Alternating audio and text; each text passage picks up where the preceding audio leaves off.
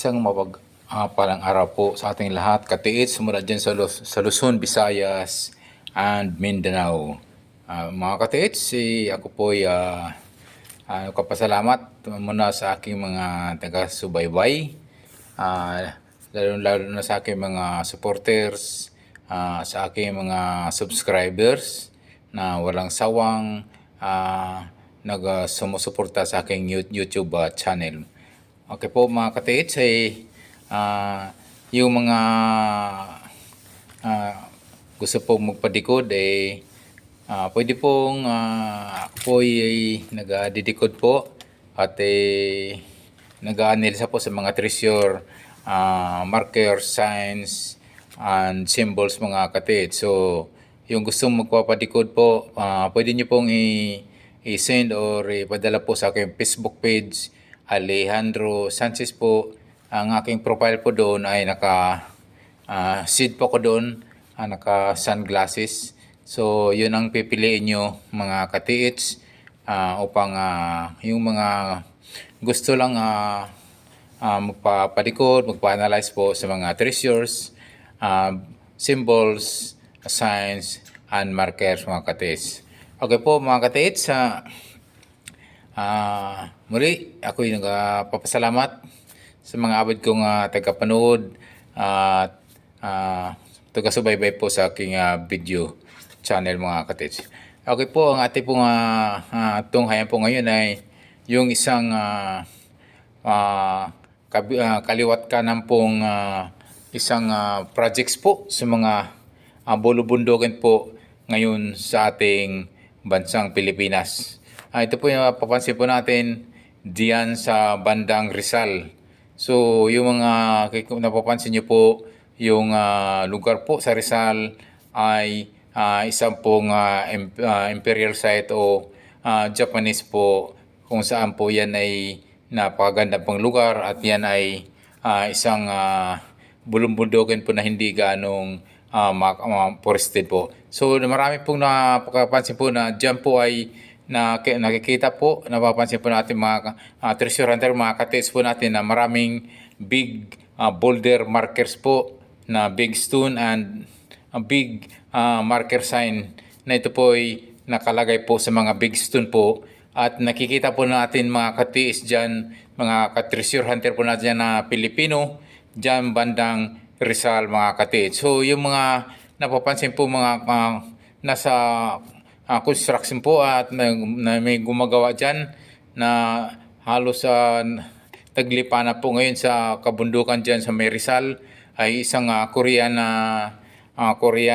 construction firm.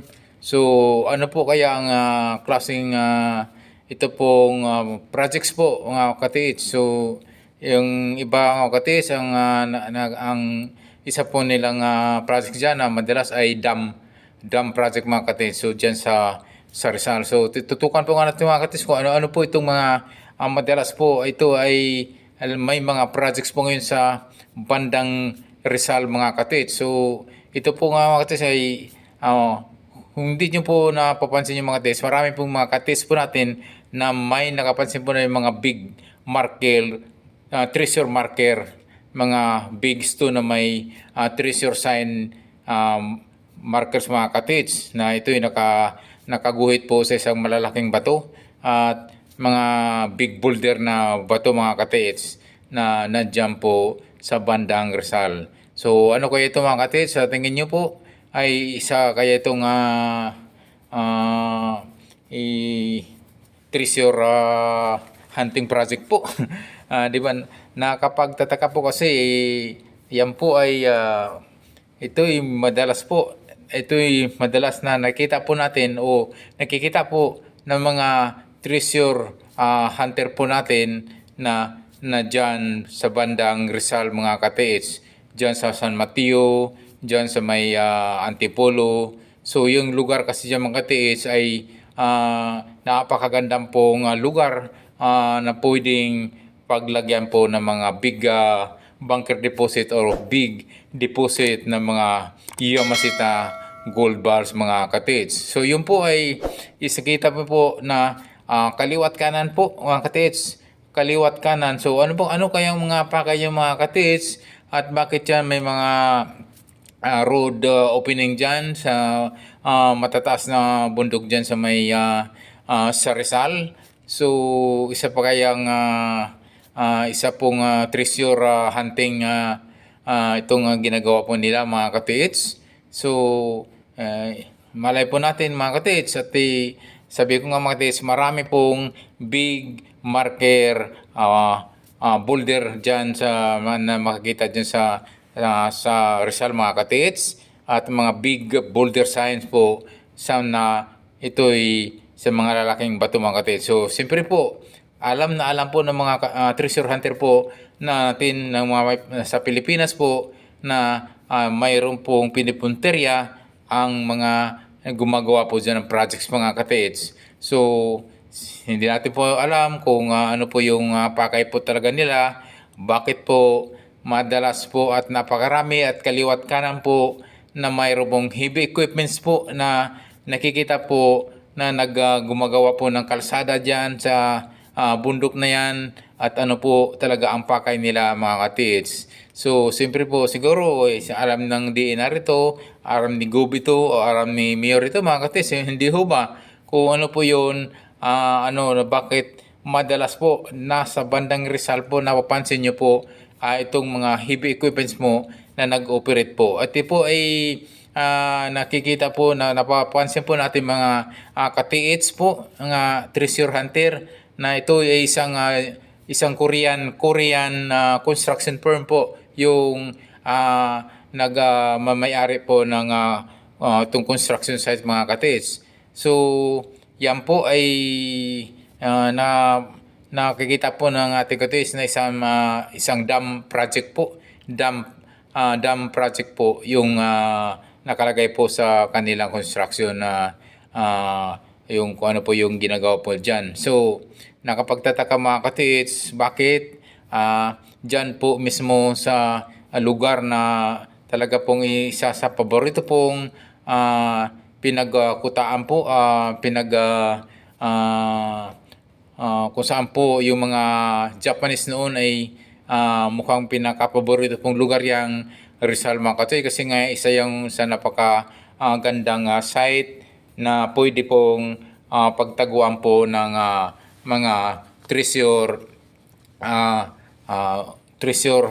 items po mga katiits, like mga gold bars po, mga jewelries na yan mga katiits. At nakapagtaka mga katiits kasi nga napapansin po nga talaga natin mga katiits po na maraming big boulder markers po dyan. Tulad po nakikita po na sa video po, maraming big boulder signs po dyan, at yung malalaking bato na nandyan po ngayon sa Rizal mga katiits. So sa inyo mga katiits, ano sa palagay nyo? Ano nasa isip nyo?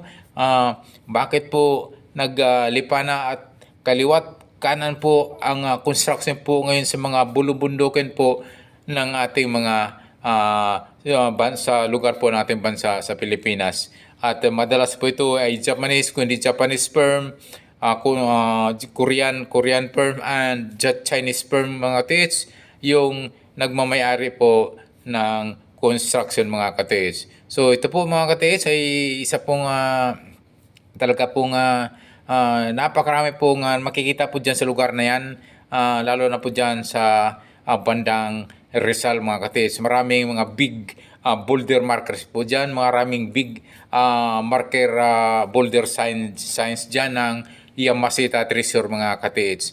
Ito po mga katiits, talaga namang grabe po, massive retrieval maaari mga katiits to. So, pwede pong maging isang massive retrieval po ng Yamashita Treasure item mga katiits. Kasi nga napapansin nyo po, at marami po ngayon ay nakakuha o naka-retrieve o naka-discovery po na mga tunnel po, like in Mabini in Batangas po, at banda po sa Cagayan. Ngayon na yung huli po ay napansin po natin sa lugar yan ay isa pong nabuksan po na isang tunnel po. Kailan lang po, siguro 1 week ago, ang nakita po ng mga treasure hunter at ito'y sinusuri na po mga katiits. Ayan po, napapansin niyo po, yung bandang ito sa Rizal po mga katiits, isang napakagandang lugar po niyan na napakaraming big boulder markers po diyan, big boulder sign po diyan ng mga big rocks po mga katiits na mayroon na nakaukit diyan ng mga treasure markers mga katiits. So yun po, ano po mga katiits, sa inyong tingin, ano po sa palagay nyo, ano kaya yung mga construction dyan na mayroong dyan mga heavy equipments, backhoe, bulldozer, piloder dyan na nag-operate po dyan, o ano kayang pakay nila mga katiits? Yan ba ay treasure hunting o ano ba yan mga projects na yan na kung bakit madalas po nariyan po sa mga bulubundukin, sa mga high-rise mountain po natin nakikita mga katiits. So yan po, nakita niyo po minsan mga katiits ay yung medyo umuumbok na lugar ay unti-unti po nilang in-scrape, dinadahan po nilang tinatabas po at unting hinuhukay po ang gilid mo ng gilid po ng bundok mga katiits. So alam niyo po mga katiits kasi nga yung kung ito yung big boulder o yung bunkers po ito itong target nito, pwede nga po mangyari, maaari nga po siguro po dahil nga nakapagtataka po bakit ito po ngayon ay kaliwat kanan na nakikita po natin. So napakarami ding mga big boulder marker sign po dyan sa San Mateo. Sinasabi ko sa inyo mga katiits, marami po natin mga treasure hunter po dyan na nandyan. Kasi nga isa po yan sa isang lugar po na talagang pinagkutaan ng mga Japanese po yung area na yan sa may San Mateo po mga katiits. So yan mga katiits ay isa pong talaga pong nakapagtataka na pwede po yan ay isang retrieval operation mga katiits. Kung ano pa man yung mga alibay po man nila mga katiits, at talagang halata po mga katiits na pwede pong Yamashita Treasure operation yan mga katiits. Dahil kita nyo naman ang yung mga mismong bulubundukin na yung mga may mga talagang parang mga nakaumbok na lugar na yan, na yun ang tinitira ngayon ng mga construction na firm to mga katiits, na ito yung ay pinangungunahan po ng mga Koreano, Japanese, and Chinese mga katiits. So sa palagay niyo mga katiits, ito ba talaga ay isang project, isang dam project po? So madalas na lamang po ang alibay nila na dam projects po ang nandiyan po nakita po na may mga heavy equipments po dyan sa itaas po ng bundok po ng San Mateo o bandan dyan sa Rizal mga katiits. So yan mga katiits, pansinin nyo po at na marami po tayo mga treasure hunter dyan na nakapansin na maraming nga nakita mga big boulder markers o treasure sign, mga big boulder sign po na mga big rock po na nakalagay po dyan po sa may Rizal area mga katiits. So yan mga katiits, nakapansin nyo po ang tinitira po ng mga bulldozer po yung mga nakaumbok na lugar na yung mga katiits. Hindi po natin alam kung yan nga ay retrieval ng Yamashita Treasure. So pwede po na ito tinitira po nila ngayon ay isang big bunker deposit or mga big deposit po ng Yamashita Treasure mga katiits. So po mga katiits, sana po ay inyo pong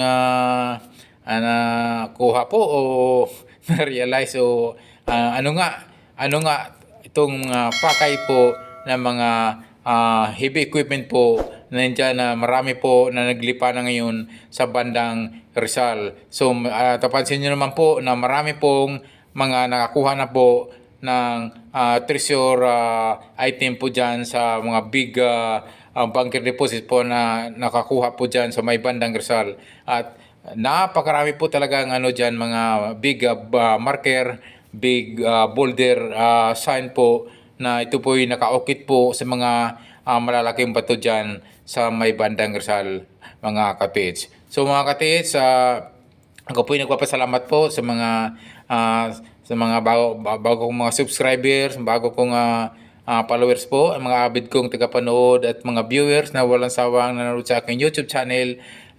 Ako po ay nagpapasalamat po. Maraming salamat po. Yung bago pa lang sa aking YouTube channel, please subscribe mga ka-TH at don't forget to hit the notification bell para updated po kayo sa aking mga video pa yung palabas. Maraming salamat po. God bless us always mga ka-TH.